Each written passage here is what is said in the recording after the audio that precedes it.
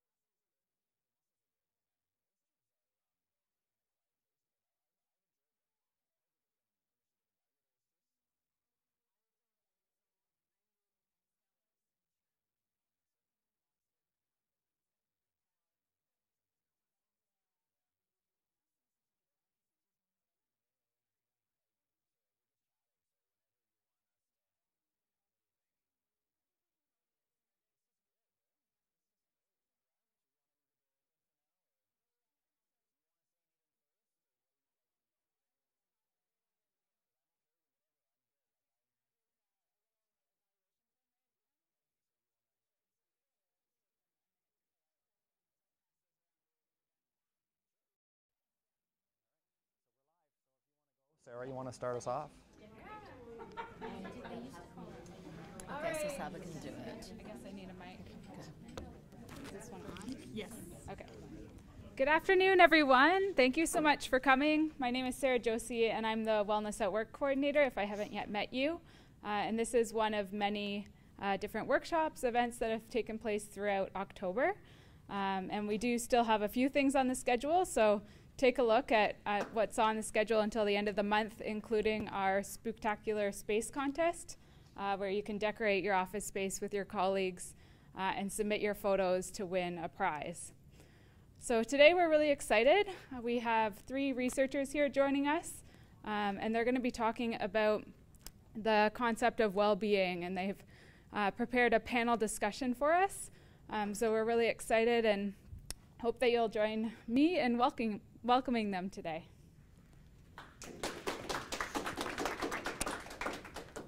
Okay, thank you, Sarah. My name is Peter Hausdorff, and I think because I'm the oldest panel member, I got elected to be the chair of the session. So thank you for coming, and thank you for people who are connecting through our live streaming. So that's pretty cool. What we have here, we have Grace Ewells on the far right there. And Grace is a PhD candidate, and she specializes in stress and trauma, particularly at work. And then we have Leanne Song-Hing, who specializes in a whole range of areas related to well-being, one in particular being inequality at work and the impact of inequality on well-being. And I also do a range of research related to well-being. So we're hoping that we can answer some of your questions. Some we might not be able to answer, but we can have maybe a good discussion. And we really do want this to be more like a conversation. Before we get started, I would like to kind of know who we have here. So how many of you are students? Just put your hands up. So a couple of students, so welcome. Staff, a whole bunch of staff. Okay, great. And any faculty? So no faculty. Okay, so that's cool. So thank you. And I don't know about our web audience, but hopefully you represent. Oh, is there anyone else that's not in one of those 3 groups? Okay, great. So as I said, our goal for this session is for us to share some of our perspectives on our research on well-being and to have a conversation. So we've kind of loosely structured this around 4 questions. And what we thought we would do is ask the first question, and then we'll give you sort of our view on it, and then we'll open up the floor to discussion. Okay? And then we'll go to the next question and whatnot. And we're thinking about 10 minutes per each question, so that's about 40 minutes, and that should leave us open for a few general discussion questions at the end, if there's anything that you want to talk about. Okay. So the first question that we had is how would each of us define well-being? So maybe I'll start with one of my panel members who wants to just grab the mic and get us going. So hi everyone. Personally, I would define well-being as the fine line between being engaged and fulfilled in the various aspects of your life. but that this engagement and this fulfillment doesn't come at the expense of your values or your physical and mental well-being and your mental health. So it's not to say that you're not tired at the end of the day, but that the fulfillment that you get from your various roles helps to reinvigorate you and give you resources that lead you to feel fulfilled and then engage in the next day. So that's how I would define well-being. Okay, I want to hear yours next. You want me to go next? So, in answering the questions, I did a mix of some of the research and also then my own views. So this one I sort of started with my own view.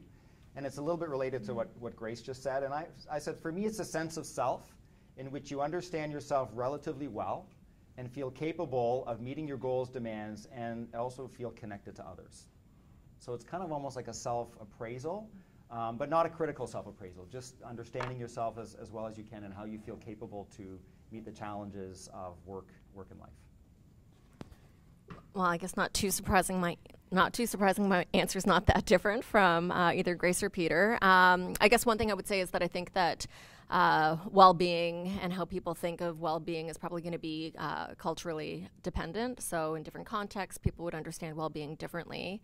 In the literature, a big way that people understand well-being, and a lot of people study it, is the more positive affect people feel, so like happiness, and the less negative affect that they feel, as well as people's general life satisfaction, or in the workplace level of job satisfaction.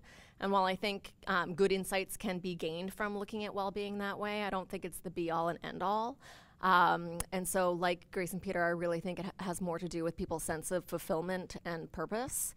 And when I look at what aspects of people's lives then give them that sense of fulfillment and purpose, a lot of it does have to do with a sense of mastery or efficacy, feeling like we have some control over things, as well as having a good self-acceptance and positive relationships with others. Yours was way more thorough than mine. I'm going to have to step up for question 2. So what we'd like to do is open it up for questions. There's a couple things that make this a little more challenging, is that this is being recorded, so we'd like to have you speak into the microphone, so I can bring that around, just if that's okay. I know that makes it a little bit more awkward. And Grace has agreed to time for us to make sure we stay on track.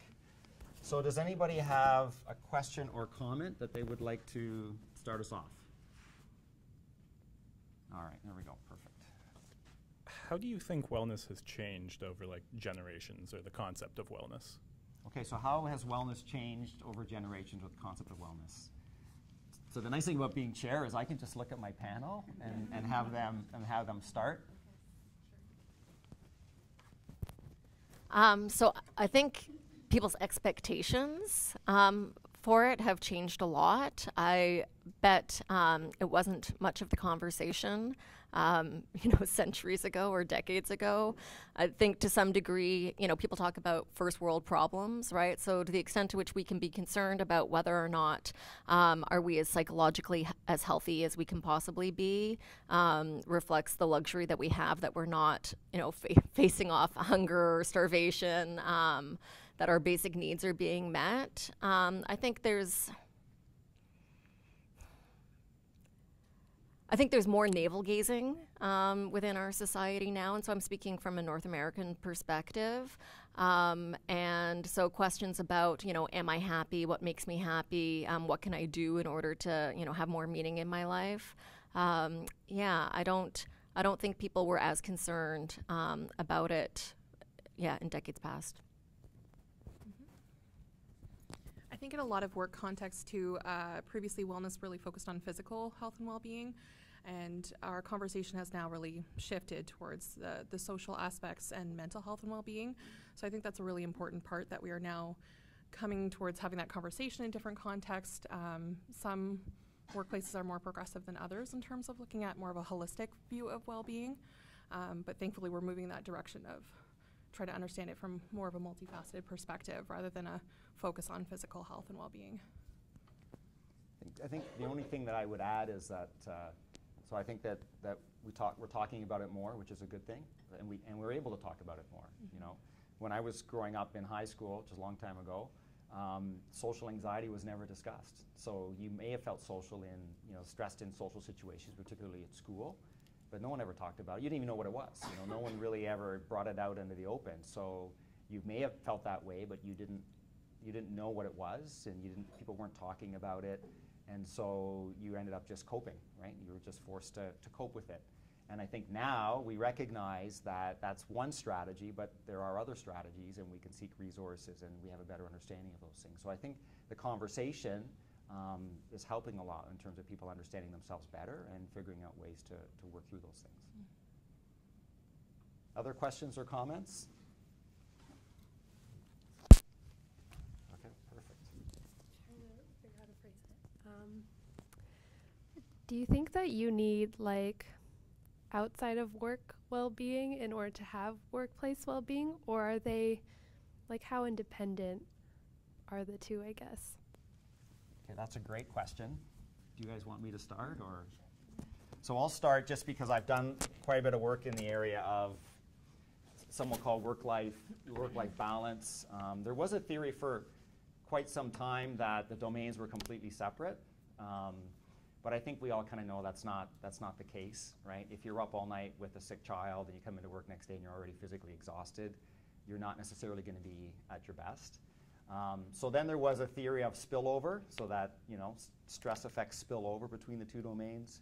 And I think now we're sort of at a point where we see that everything crosses over. So you can have a really good day, and you can take that good feeling when you go home and take it into tough situations at home. And the same thing can happen at home, So I think it is integrated, and I think we have to recognize that we are whole people, and that things that happen at home come to work, and things that happen at work go home. And I think the fact that we need to recognize that then can also help in communications with, say, your manager or coworkers or your partner. So that'd be my sense, is that we are seeing you're a whole person, and you bring all of yourself to work, and you also take all of yourself home. So I don't know what you guys have to add. Okay. So I would say that the cross relationships, that part of it's affect, right? So if you're unhappy in one realm, then you're going to likely to bring that mood and recreate that in another realm. But part of it's also skills, right? So, okay, so I'm a professor in the psychology department, and the feedback that I get from students often is that they appreciate how patient I am. And I am not naturally a patient person. So I see the feedback, and I actually get surprised that anyone's describing me as patient. But how could I have possibly developed this skill? I've got a very challenging 6-year-old. And so I think, if I can deal with him, then I've learned to have more patience. So we can develop skills in one context that then carry over to the other that help us to function in the other context better. So that's another way that work and life interact with each other. Yeah, I think just building on that too, on both points, is we're really looking at more this facilitation concept now in research. So how do the skills and the experiences that you're having in either role positively impact or spill over into the other, which is a really new kind of concept and very interesting. But really it builds on the idea that you are a whole person, you do have these experiences, and we aren't able to shut it off. So especially in different contexts where that rigidity is still present between work and family roles, it's really important that we start to break down those barriers and really see ourselves as whole people in order to experience the benefit of well-being and the research that we're seeing coming out now. Maybe just a final note on that. As we were talking, I remembered a situation where I had a really bad day at work. I think I got a rejection letter for an article I submitted, so it was a bad day. I was still trying to get tenure. And I got home from work, and my daughter, who was probably about 6 at the time, just gave me a big hug, was so happy to see me. And it kind of wiped out the bad effects of the day. So it's not just that we carry over the effect of one to the other, it's that they can actually alter, they can affect it, right? So, and that seemed to wipe out, didn't change the fact that I had these things that happened that weren't that pleasant at work, but it made me feel a whole lot better at the end of the day. So I think that's another part of it. Are we okay for time to keep on this one? Sure, we can do one more question. One more question? Students are carrying the load here, people. All right.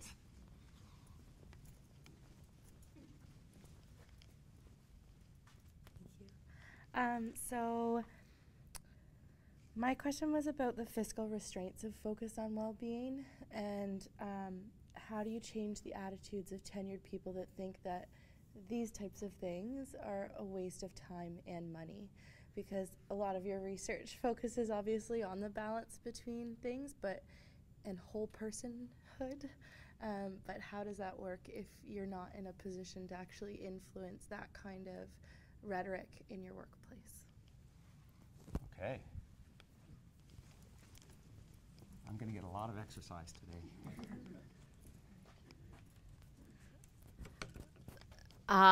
So I'm not sure that I know exactly where this question is coming from, but to the extent that people think that something is an organizational imperative because it directly affects the bottom line or worker productivity, well-being does have these consequences. So people's sense of well-being is closely related to their physical well-being.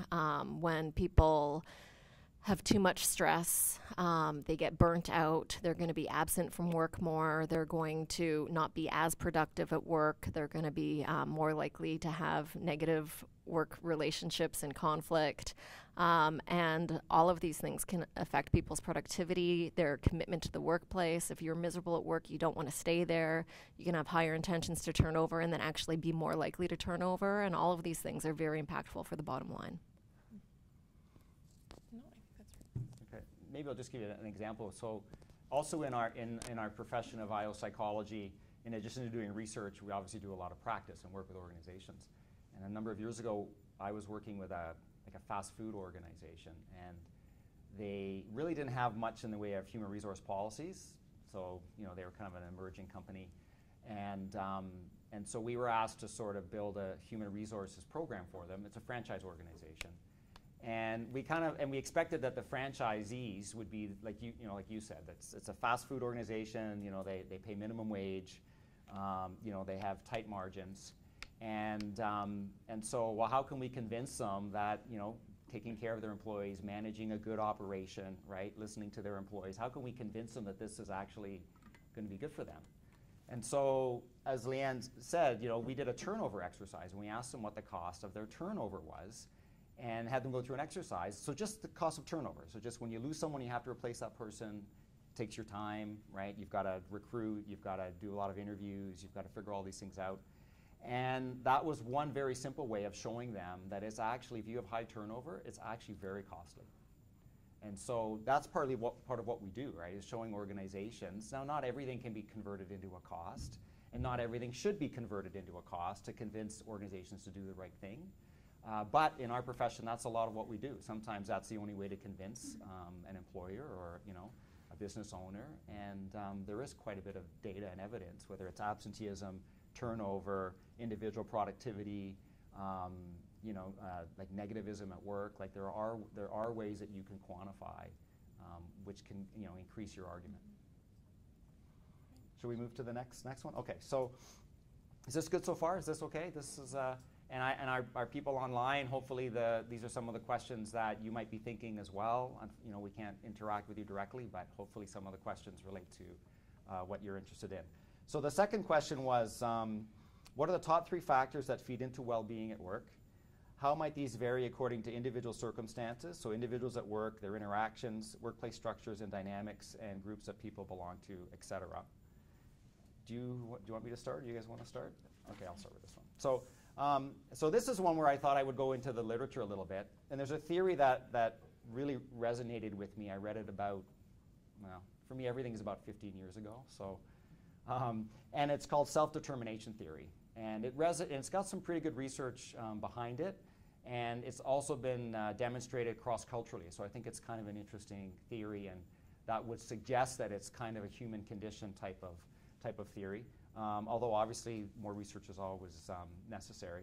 So, and it's Deci and Ryan, Ed Deci, and I can't remember Ryan's first name, but the last name's Ryan. And so basically they say that people feel self-determined, which is kind of tied into engagement or feeling motivated, when 3 conditions exist: and sense of competence, sense of autonomy, and sense of relatedness. And so when I think about the workplace, I think these are very relevant.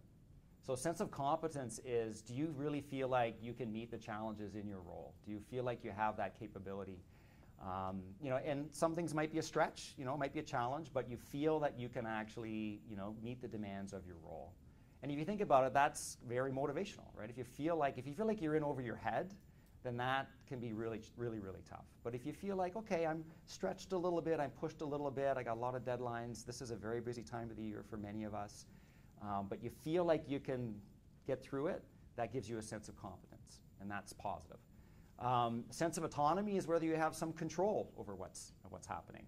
How much are other people, driving what you have to do, And so if you feel like you at least have some control, often we can't, we probably deal with a lot of emails, so we don't have a lot of control over the volume of emails, but maybe you can control prioritizing some over others. Maybe you have some, you can control your deadlines a little bit. But that control, that sense of control is also important. The worst case scenario is something where you have no control, and every day, say at the end of the workday, whether that's 5 o'clock or 6 o'clock for you or whatever, someone's coming in and giving you more stuff. And you're like, wait a minute, I was hoping to go home, maybe I have a function with a family member or whatnot. And that's a really difficult situation because you have no control, right? And then the last one's relatedness, and that's how we feel connected to other people. So even if you have competence and autonomy, they're kind of more on, on your side and individually. The sense of relatedness is you feel connected to people you're working with, And so those are 3 factors that they talk about, and they all seem to relate to well-being at work. So that's kind of, okay, so we'll turn it over to the panel. Okay. So kind of building on what Peter said, the control is a really important aspect. If we look at some of the research around job demands and control can actually has really significant impacts on long-term health and well-being. So not only control in terms of the type of work you're doing, but when and where it's completed.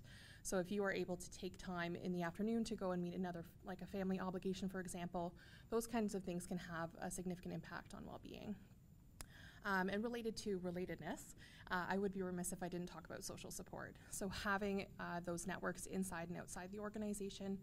So inside the organization, coworkers, supervisors, and the general organization itself, so perceptions of organizational support are really important within the walls of work. But outside of that, friends, family members, spouse or partner, community members, those kinds of people are really important too.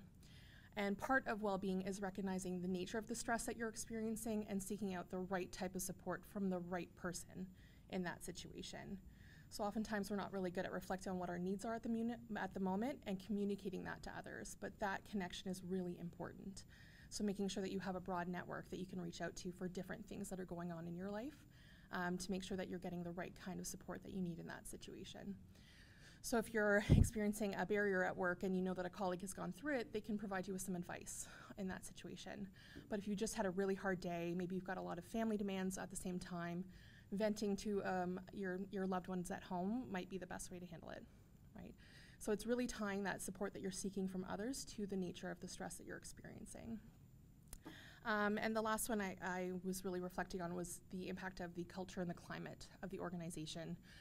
And those impacts on well-being. So what values the organization has, but then also the policies and procedures that are enacted. So for example, if the organization itself really values camaraderie and teamwork, but recognizes and rewards individuals based on individual performance, there can be some misalignment there that can cause some stress. So sometimes too, there are these external pressures that come in, and it's learning how to manage and work within those structures and understanding them that can have an impact on well-being. Great. So I agree with everything that's already been said. I think one thing that's interesting is when we look at people's well-being and we try to ask the question, the things that we tend to gravitate to as, natural answers are things like, oh, well, it's the person's resilience, or the person's ability to cope with stress, or, maybe it's how optimistic they are. And I think that we tend to look at the person as the source of well-being because we naturally think of, people being responsible for their own fate or the circumstances that they're in. And so I think taking a bit more of a contextualized perspective, so looking at the situations that people are placed in at work and then looking at the work environment like organizational culture and the policies is really important. So I worked with an organization actually in the healthcare industry where they thought that the solution to their employees' well-being was to train everybody on mindfulness. And so, of course, that can help, and it can help some people. But if the demands at work are, incredibly high, the workload is unmanageable, there's tons of stress, people don't have time to even go to the bathroom, they cannot take care of themselves, they bring their work home.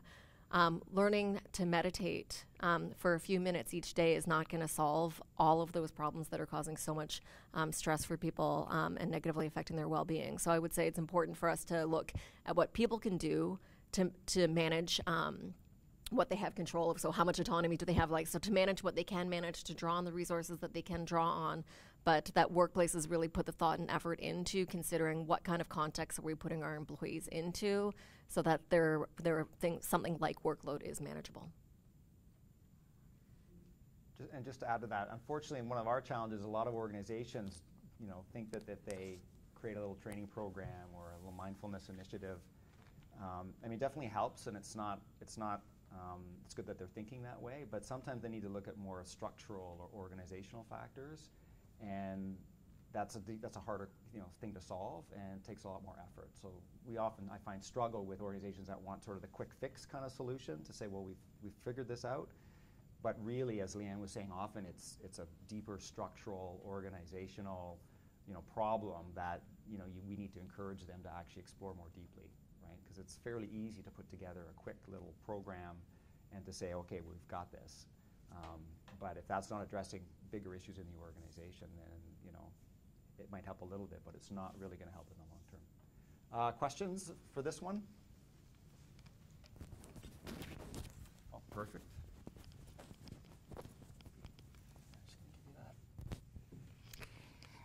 So I really like that model, first of all. I can really visualize and attach not only myself but other positions to the competence control and the relationships. And I can see how hiring and practices, etc., need to be really mindful of those. But what about positions and hires that have been here for eons and years, etc.? It made me think of that, and it also made me think of positions where particularly control is not even part of the job description.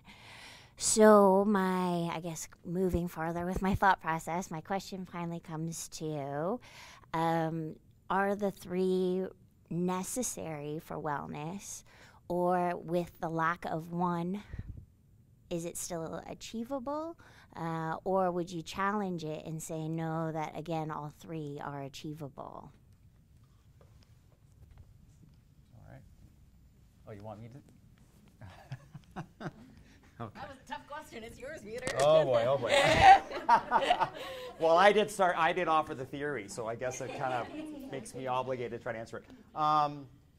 So let me start with the first part, the first question, and actually because I do think there's two separate issues. So one of the things that I've noticed about good leaders, so I do a lot of work with leaders, and one of the things that I've noticed is good leaders actually are able to get the best from every person that works for them.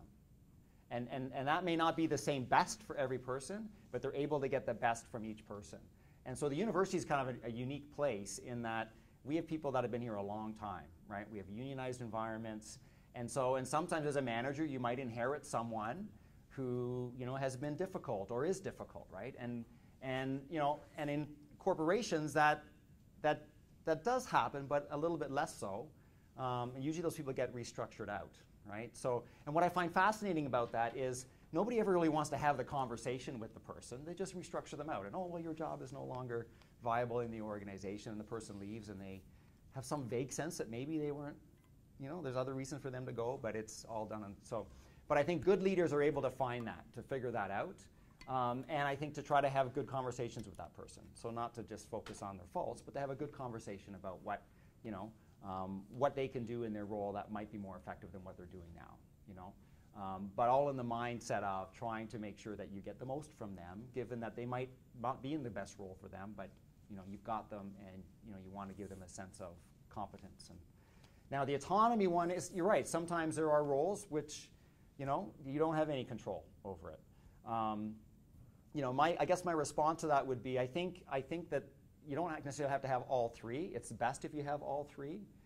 When I think about the relationships, I think relatedness is the smallest effect size of the three. But I don't, so it's great if you have all three, but I think you can get some benefits with, say, 2 of the 3. But maybe you can explore ways that can give them more control within certain parameters, right? So, like I know when working with people who have a lot of tight deadlines, at least knowing what's coming and knowing, planning your day can be very powerful, right? Especially if you have kids or you have other obligations outside of work. So it might be that they can, control some of that. You know what I mean? So maybe there are ways to tweak the control a little bit, even though, yes, deadlines are there. Like I know, if anyone here who's in the registrar, I know there's, I don't know, like with us too, there are times when there's crazy deadlines. At the end of the semester, we have to get our grades in. It's kind of an unmovable deadline, right? But maybe there are ways to think about control maybe in a more nuanced way or in more just specific situations, or to have a conversation with the person to say, we can't change a lot of this, but if there were a few things we could tweak for you around control, what would work? You know what I mean? And again, maybe end of the day thing or something like that. Maybe there's a way of giving them something. So just adding on your last point there, I would say that sometimes people have a need. So I think the need for control reflects a few things. So one is some ability to, literally control your environment, but part of it is also predictability. And then part of it is to feel like others understand what your needs are and where you're coming from and what you're experiencing. And so even if you can't actually have control over the decision-making process, to feel like you've got voice and that that your perspective is being recognized, I think can help in those instances. Okay, another question? Are we on time for that one? Yeah, we can take one more question. One more question on this one. Okay. I'm happy to come to the back. I hope this isn't too off topic, but it was a conversation in my office this morning, so I'm just interested to hear what you folks have to say about it. When you're speaking about control, what arguments would you give for the work from home idea? Obviously there's difficulties in implementing that for a number of reasons, but in a perspective of wellness, how do you think working from home would benefit people or hinder people?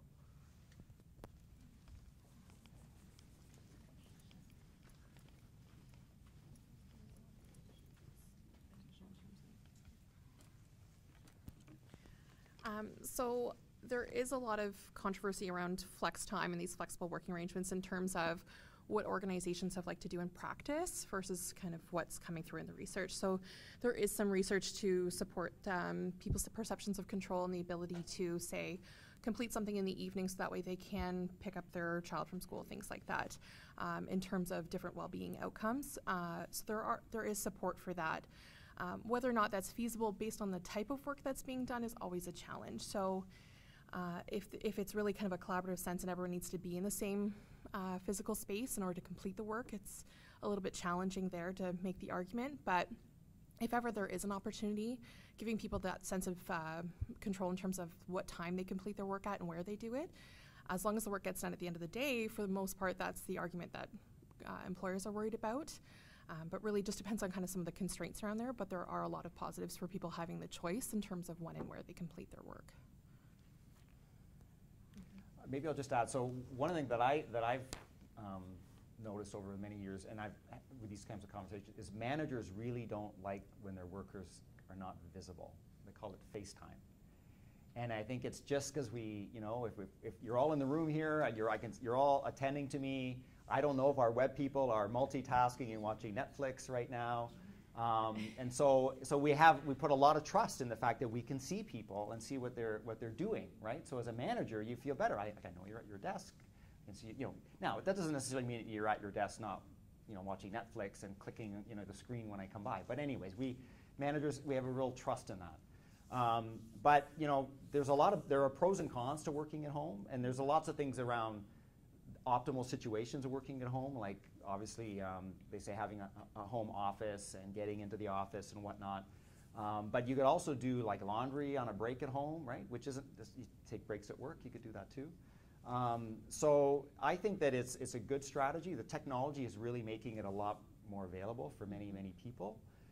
There's some research to suggest that people can feel isolated. So usually the best strategies that I've seen are a mixed model strategy where you at least spend maybe 1 or 2 days at work and then you work at home. So it's not exclusively at home, but you have some time at work. Because also career, like relationships that are important for your career are constrained if you're at home all the time. So I think it's one of those things where we're seeing a lot more of it. I think it needs to make sense for the role and the relationship with your manager and for you. And like certainly if you live in Guelph and you commute to the university, the commuting benefit or the commuting trade-off isn't really there. But if you live in Guelph and you work in Toronto, you know, you could save several hours off of your day by working at home. So right away there's a productivity benefit if you took those 3 hours sitting in the car and adding stress to working at home. So, but there is a lot of research on that now. So that's, there is a lot of stuff that you can look at to, if you want to make an argument to your manager or whatever. But there is a lot of stuff out there on this, and I think in general it's a good. The more flexibility we give people, I think the better. Yeah. Question number 3. One more, or how are we doing? Sure. Oh, okay. It's flexible. It's flexible. So just growing off of that, when endorsing some things about wellness, particularly let's narrow in on flexible work schedules.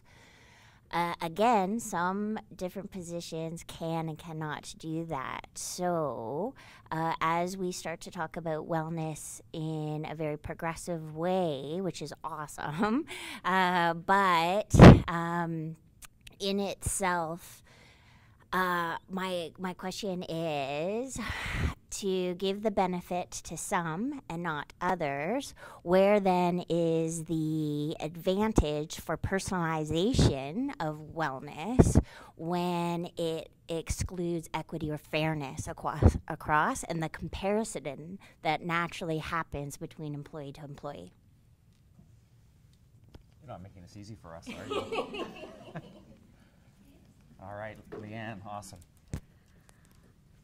So I would say that a big factor in the workplace is people's perceptions of justice. And so justice in terms of what people get, right? So are you getting some perk that I'm not getting? As well as perceptions of the fairness of the procedures that are used to make these decisions. So is there consistency across people? Is there bias? Do people have voice and input into the decision making? Is there a way to correct things? Does it seem ethical and right? Or do people think that people are being treated in a partial way? And then finally, are people being given explanations and information around the decisions that are being made or the decision-making process? So you know, what's most fair, right? Should everyone be treated the exact same regardless of their circumstances, or should we have more flexibility in terms of how people are treated because they do have different situations? So I'm sorry, you work on this project, so flex time's not an option for you. Your roles, we could have you either from 8 to 4 or 9 to 5 or 10 to 6, and that would be possible. So I think just the exact same treatment isn't necessarily what's most logical. And so if people know what the procedures are, they know that they can have some input into them, an explanation is given for why some people can be treated in one way and other people are going to be treated in another way, then I think people have got greater tolerance for the fact that not everyone gets the exact same thing. I think just building on that, it's when the processes aren't clear and people are led to infer, well, that person's receiving some sort of perk that I'm not. So as long as the process is clearly laid out, and as Leanne said, people have voice in terms of what those processes look like, that's the benefit, and that's where we get some of the benefits for everyone, because we all know that certain situations come up that maybe someone has family demands or elder care responsibilities that come up, and we can be compassionate for one another without really having to delve into what that personal situation is. But we've helped create those policies that make it accessible for people when they need it, and that's really the benefit, is when it's transparent. Okay. So why don't we move on and then? Okay. So the next question was, what are some false beliefs or erroneous strategies that people often think will improve their personal well-being?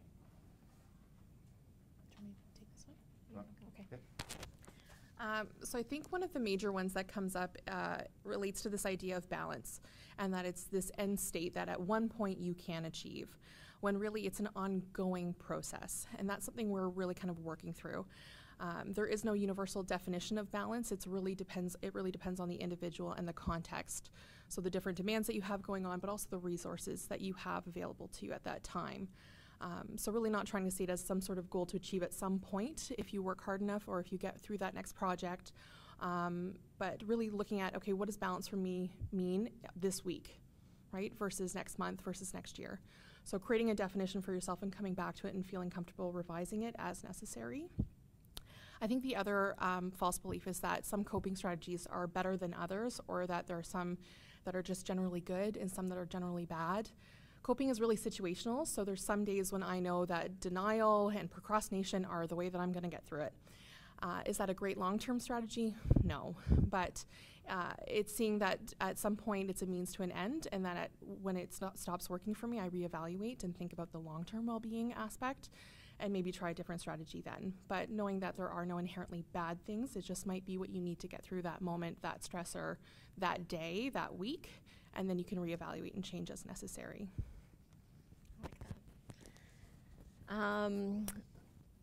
So I hear a lot of people say that they don't have time to sleep, they don't have time to take a vacation, they don't have time to go work out, they don't have time to watch TV, spend time with their kids, like, you know, because they need to get this done. And I know I'm supposed to be doing those things, but what's really stressing me out is this workload. And so I need to address my workload, and I need to get this project done, and, you know, and then I'll be okay. But once you get that one done, there's the next one and the next one and the next one. So I would say, you know, thinking that if you can attack your workload, your problems are going to go away with stress, I would say would be an erroneous strategy. Another one that I see people, you know, certainly not myself, is perfectionism. So I think a lot of people deal with the anxiety and that sense of, you know, accountability, or people looking over your shoulder, or it's like that if we're just good enough and we perform highly enough and we're competent enough and we're well prepared enough, that's somehow going to make us bulletproof to then, you know, anxiety or feedback that we might get from others.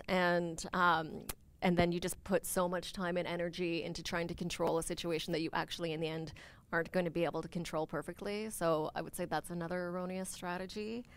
And then the last one would be thinking that it has to be you, right? That you can't say no to things, that you have to take on every request. And that when you are recognizing that you are getting overloaded, that you can't back out. Right, it's like, I've said yes to this, and I'm gonna disappoint them, and I can't manage my roles and responsibilities, and so to know that it doesn't have to be you, and, you know, everybody's the same, right? Like, we all have health things hit us. We have emergencies in our families. You know, life can be really tough. And everybody knows that about themselves, and so they know that about their coworkers. And so to know that you can actually reach out for help at work, I think is important. You stole mine. Oh, sorry. It's okay. Sorry. I thought Grace would, because we're doing a lot of work with first responders, and one of the things that we found was quite interesting with police officers is that after they've experienced a traumatic event, and so this their definition of trauma, so not ours, theirs, so they felt it was traumatic. About almost half of them felt they could deal with it on their own. And so in psychology, once we get into the term trauma, or post-traumatic stress disorder, we kind of know that's not something that you're expected to deal with on your own, and yet almost half felt like they could deal with it on their own. So I think that's kind of, just to build on what Leanne already said, that's an erroneous assumption and strategy, right? And also tied to that, I think, is that we're somehow weak if we have to seek help from others, right? That there's a negative judgment that we put on ourselves as a result of that. And so the unfortunate thing is often people don't do that. And as Grace said, then they end up trying whatever they can, whether those strategies are adaptive or not adaptive, right? So I think, recognizing where you're at and being open to asking for help, I think is something that we all need to do. And again, it's not like don't ask for help for everything, but figure out where you're at and what you can manage on your own, But then if you realize you're in over your head, then, then seek help. And what's amazing is that, and it's interesting because our department, we've gone through a number of things in the last few years, a number of us, and it ties back to the relatedness, when you ask for help, and it's not you're asking you think you're asking a lot for other people, but we've been able to distribute things so there's only a little impact on each person, and it feels amazing because all of a sudden you feel, wow, like this actually, this worked out, So I think we hold ourselves back more often than we should, and we put ourselves through a lot more worse than we should before we actually go and talk to others and seek some help. And there's a remarkable number of resources out there, whether it's your partner, friends at work, friends outside of work. I mean, this is what Grace and I are doing research on, looking at how first responders, where they go for help. And it's not necessarily just EAP. There's a whole range of different options out there. And I think having good relationships with people allows you to actually draw on those relationships when you need to, and then also allows you to be a support for them, right? So I think it works both ways. So questions, comments? So I guess one of my questions, especially kind of going off what you were asking Peter about, or talking about with reaching out and looking for help, how would you encourage that? Because a lot of things, like, I find like that is cultural, like Western masculine culture, very, if you ask for help, you're weak, etc. So how do you deal with cultural differences, not so much even with that example, but trying to balance that in the wellness? Good question. No, I don't think I can. It's a great question. You guys, okay. So, well, it's okay. It's okay. I do like to talk about this stuff. So there's a book, and I'm trying to remember the title. It has invisible men in the title. So because that's the first thing I want to touch on is that men are particularly bad at seeking social support. So that's kind of interesting, and I think maybe because of masculinity, perceptions of norms, and that book is really good. It's got invisible men in the title. It's written by a clinical psychologist in the U.S. And Leanne's going to laugh because I've told her about this story. I started a little project, just a personal project, a few years ago because obviously I do research in this area, and I've not been historically very good at asking for help either, right? So, and I do kind of think we should apply what we learn to ourselves to try to be as authentic as we can, And so I started what I called the Sensitive Man Project. So you're going to laugh, and maybe there's people laughing online too. And what this basically was, in my circle of friends who are men, so I play sports and whatever, I just started testing the waters to see which of those men, if I asked for some help about something with, would be receptive. Because you kind of know, if you think about people that are in your circle, right, in your circle of, you might already have a sense, well, I would never, ever kind of open up some kind of thing with this person, because boy, right? So I just started testing the waters in a very safe way, just sort of started asking them questions. Just so how's it going? How is this, how's that? Just to see if I could even engage the conversation as a way of sort of pushing the boundaries. Because I think sometimes we think, well, if I asked that person for help or even shared something personal with them of a sensitive nature, that would be a really bad thing to do, right? Like I'd get kicked off the hockey team or whatever. So, and what I found was that, yeah, there were people that I didn't approach at all because I thought, yeah, there's no way. And then there were some that I thought yes, and it was reinforced. And then some in the middle, I was surprised, And in fact, a bunch of us from hockey have a Sunday morning coffee group, and it's incredible. What we actually talk about all kinds of stuff that most men don't talk about. So I think part of it is, trying to find that, find those people in your network that might be able to do that. And it's not going to be everybody, but that's one way I think of trying to shift that, Because if you don't take an active role in trying to shift it, and if you think about it, I'm risk averse, right? So I didn't just throw myself out there and I'm in the dressing room and say, hey, everybody, this happened to me, help, right? That probably wouldn't have gone well, but I did it in little ways just to kind of explore without risking myself. Now maybe you can take more risks if you're less risk averse than I am, but it seemed to be a good way of just testing the waters. And that's what that book talks about, is the fact that men in particular don't do a very good job. We socialize a lot and we spend a lot of time with other men, But we tend to talk to our partners or female friends more about stuff than we do our male friends, which I find quite fascinating. And so there's a whole resource there that we're not really making use of. So that was the first part. Does that kind of answer your question? Yeah? Okay. Do you have anything to add? You can confirm, right? It's kind of off. So Peter had me read this book, and so I've got 2 young boys. So one is 6 and one is 9. And after reading the book, like, it got me thinking about the ways in which we discourage boys and men from expressing their emotions, and so.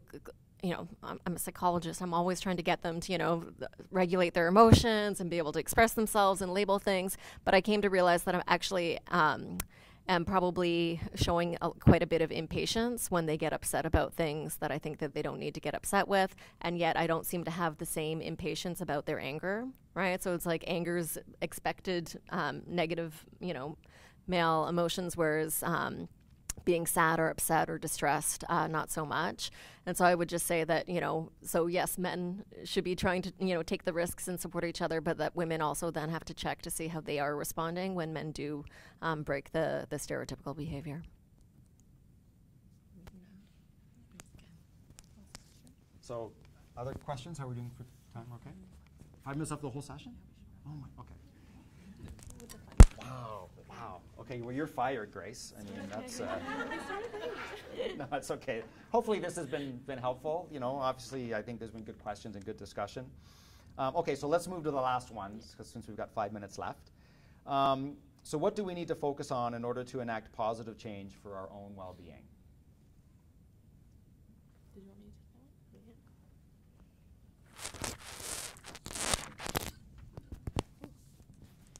I think one of the biggest things is carving out time to actively reflect on what well-being means for ourselves. So thinking about our current obligations, our priorities, our values, what we find fulfilling and engaging, really spending some quality time thinking about those things and revisiting it over time. So thinking about what that definition of balance and well-being might be for you, and then coming back to it whenever there are changes, and just as a check-in. So it might be something that you actually draft, that you share with a trusted loved one or something like that to hold you accountable. But that you do regular check-ins for yourself, because we don't really carve out time for our own well-being in that sense. So taking that active role. And then learning to say no to things. This is something that I personally have found very challenging. But over the past few years, I've really worked on picking the projects that were most important to me and focusing on being able to give my whole self, my best self to those things. Because we will always have new opportunities, new things that come up, but choosing the things that were most important to me and that I found most value in, and not feeling guilty about it was the challenge. So that's an active struggle that I've worked on, but again, it comes with me kind of constantly checking in and reevaluating and working through those feelings. I would say focusing. So often it's really easy to think about what it is that we haven't accomplished, right? So the deadlines that we missed, or all of the work that's on our desk that we haven't tackled yet. The to-do list that, I didn't do that, and I didn't do that. But to change focus sometimes to think about the things that we have accomplished, and to be able to get so that sense of competence or efficacy from seeing the things that we have gotten done. I think, and I agree wholeheartedly with both of those comments. I think what I would add is, and I've been myself working a lot on acceptance lately, and accepting that each of us is a work in progress, that we're going to make mistakes, that we're going to struggle with things, and that's okay, and it doesn't mean you're going to give up. You're going to try, but recognizing that, we are a work in progress. That probably is really what our life journey is about, right? Is learning and developing. So why don't we open it up for any question now, since we've got just a few minutes left. Questions, comments? So we've talked a lot about quality of relationships and feeling connected at work, and I think more and more we live in communities where we feel a bit more isolated. We don't have big families around us. We've got both parents that tend to be working, and so we rely, I think, a lot more in the workplace to have that sense of satisfaction from relationships. And so I'm always curious about how do we help leaders to understand the kind of critical role that they play in fostering those kind of positive relationships between themselves and their staff, as well as, you know, within their teams. Because I find a lot of the time there's still a focus on, you know, well-being being associated with programs or policies. But the quality of relationships really have a big impact. And I'll use the oversighted, you know, research finding that most people will leave their bosses, not organizations. So how do we help managers understand that in this world where we're constantly bombarded with all the tasks, to pay attention to the relationships as well? And that really impacts not only well-being, but performance. So just wondering what your experiences with organizations or research would say about that. Questions are just getting tougher all the time. Do one of you want to start with that? Okay, so I think it's tough. So one of the things that has changed in the managerial role over the last, let's say, 50 years is that managers are doing a lot more task-based work. So that's part of the problem, right? Because then managers are supposed to manage and plan and develop strategy and budget and vision and lead the people, but they're also doing a lot more task-based work. It seems to be something in all organizations, doing a lot more tasks. And so, you know, it was a very early model of leadership based in at Ohio State University called Ohio State Leadership Model. And there were two factors. Basically, it's two factors: initiating, structure, and consideration. And I always sort of think of it as task-based and people-based, right? And I tend to think about almost everything that way. It's a bit of a blunt kind of way of doing it. And so what happens when you got managers focusing more on just getting the stuff done, they don't think about the people side of things. And so part of it, what I find when I'm talking to leaders, is I try to, you know, let them to communicate the people side. And often when they're having problems, it's because they haven't invested the time in the people side, right? And so it's really trying to shift that conversation and getting them to understand that the managerial role or the leadership role actually has these two pieces, right? And so there's the stuff you got to do that feels like tasks, budget, you know, things, specific things. But this people side is part of that equation. And so getting them to at least recognize that and trying to tie it into problems that they may have encountered and getting them to understand that it's probably because they haven't invested the time that they should have in doing those things with their people. So, you want to add anything? Well, I guess I would just add that the leaders need to be trained in how to deal with the most tricky problems on the people side, right? So the difficult employees, the conflict situations, and if you haven't had the training, then it can seem completely daunting you know, how do you take on these issues? And so I think that's why it also gets neglected, is because people actually don't know how to deal with it. So I would say the importance of leaders getting that training. And how are we for time? We're right on? Yeah, we're right on. Maybe one last like comment. So then that otherwise question then we begs a response. So any last final comment? And there are evaluations coming out, so if you can fill those out, Sarah would really appreciate it. So any last comment? Anybody? Panel?